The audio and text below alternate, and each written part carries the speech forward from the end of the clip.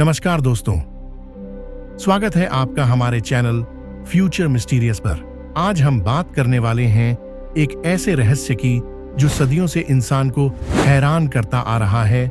इंसान की उत्पत्ति का रहस्य।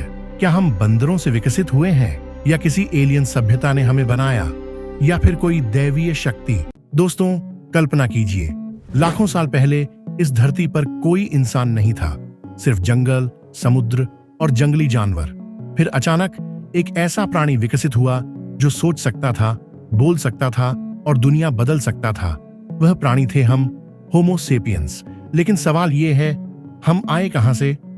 विज्ञान कहता है कि हम इवोल्यूशन से पैदा हुए, लेकिन क्या यही पूरी कहानी है या इसके पीछे कोई गहरा राज छुपा है? आज हम इस रहस्य को स्टेप बाय स्टेप समझेंगे। सबसे पहले बात करते हैं डार्विन की इवोल्यूशन थ्योरी की।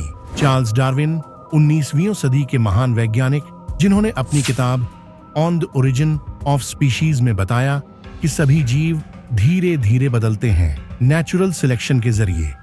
यानी जो जीव पर्यावरण के हिसाब से खुद को बदल लेते हैं वही जीवित रहते हैं और उन्हीं के गुण आने वाली पीढ़ियों में चलते रहते हैं। इंसान के मामले में डार्विन का मानना था कि हमारे पूर्वज अफ्रीका के बंदर नुमा जीव थे जो आज के चिंपैंजी जैसे लगते थे। इसके बाद आए होमो हैबिलिस, जो टूल्स बनाते थे।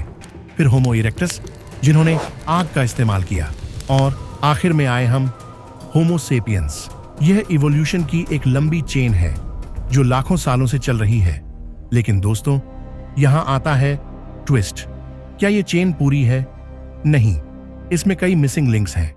कुछ कड़ियां अब भी गायब हैं। वैज्ञानिक कहते हैं कि सभी फॉसिल्स मिलना मुश्किल है, लेकिन क्या ये सिर्फ वैज्ञानिक कारण है या फिर इसमें कोई बड़ा रहस्य छुपा है?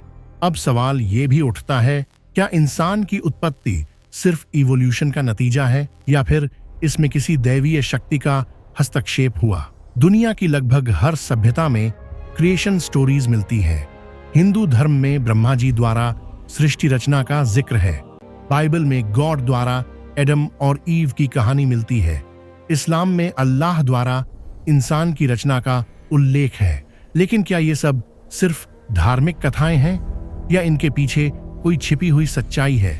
कुछ शोधकर्ता कहते हैं कि ये कहानियां शायद प्राचीन एलियन संपर्कों की यादें हो सकती हैं।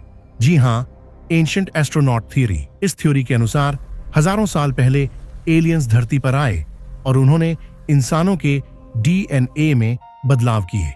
अब आगे बढ़ते हैं आधुनिक विज्ञान की खोजों की ओर। जीनोमिक रिसर्च बताती है कि होमो सेपियंस लगभग 2 लाख साल पहले अफ्रीका से निकले। लेकिन यहाँ फिर सामने आता है एक नया रहस्य, नेंडरथॉल्स। ये हमारे कजिन स्पीशीज थे जो यूरोप में रहते थे। हमारे डीएनए में आज भी लगभग 2% नेंडरथॉल डीएनए मौजूद है। यानी हम उनके साथ इंटरब्रीडिंग कर चुके हैं, लेकिन फिर वे गायब क्यों हो गए? क्या बीमारी ने उन्हें खत्म किया? यह प्रश्न आज भी अनसुलझा है। और दोस्तों, इंसान का दिमाग अचानक इतना बड़ा कैसे हो गया? इवोल्यूशन में यह जंप असामान्य रूप से तेज था।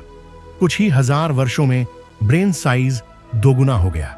वैज्ञानिक कहते हैं कि इसका कारण था कुकिंग, सोशल स्ट्रक्चर और भाषा का विकास। लेकिन क्या यही पूरा कारण है या फिर कोई बाहरी कारक, कोई कॉस्मिक इवेंट, कोई जेनेटिक ट्रिगर या फिर किसी उन्नत शक्ति का हस्तक्षेप? अब बात करते हैं आउट ऑफ अफ्रीका थ्योरी की। वैज्ञानिक मानते हैं कि सभी आधुनिक इंसान अफ्रीका से माइग्रेट हुए, लेकिन मोरक्को में मिले 3 लाख साल पुराने होमो सेपियंस के फॉसिल्स इस थ्योरी को चुनौती देते हैं। क्या इंसान की उत्पत्ति एक ही जगह नहीं बल्कि कई जगहों पर हुई? कुछ शोधकर्ता एक्वाटिक एप थ्योरी भी प्रस्तावित करते हैं, यानी हमारे पूर्वज कुछ समय पानी के आसपास विकसित हुए। मुख्यधारा विज्ञान इसे स्वीकार नहीं करता, लेकिन सवाल फिर भी मौजूद है, क्या हम अपने अतीत के बारे में अभी भी अधूरी जानकारी रखते हैं? और दोस्तों, कई कॉन्स्पिरेसी थ्योरीज भी इस रहस्य को और गहरा बनाती हैं। आज भी नई नई डिस्कवरीज सामने आ रही हैं, नई स्पीशीज, नए डीएनए पैटर्न और नई सभ्यताओं के संकेत। क्या भविष्य में विज्ञान इस रहस्य को पूरी तरह सुलझा पाएगा, या इंसान की उत्पत्ति हमेशा एक अनसुलझी पहेली बनी रहेगी?